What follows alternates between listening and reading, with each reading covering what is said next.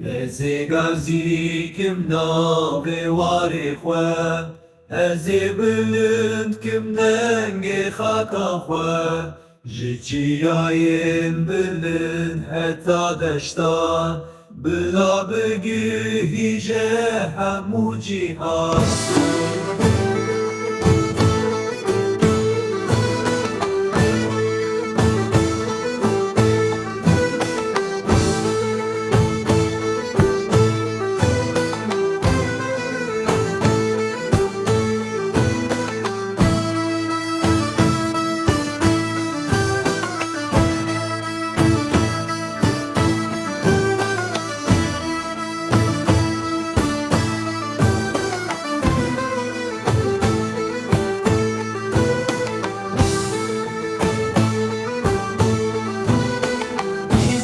Wegdir uskan birin beri bardevalem Ez bim bihistin her bajar Li her gündüz ozan li her ciblana Ve min begotin İlla herkes ra beser piyan Bizani nu hezu cesaret Roşek nu lime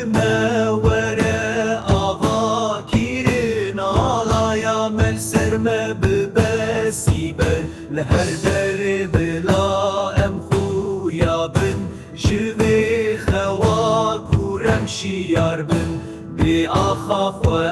em ser bilind bin Jibin desti derkevin serfraz bin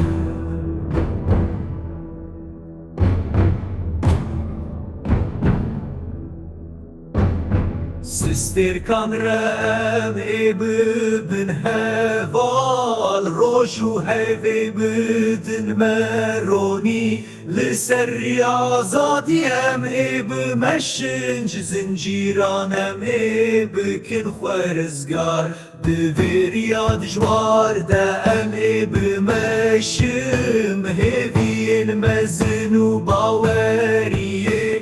Şero jaroniyan ava bikin Dengê meş bo azadî bilind bibe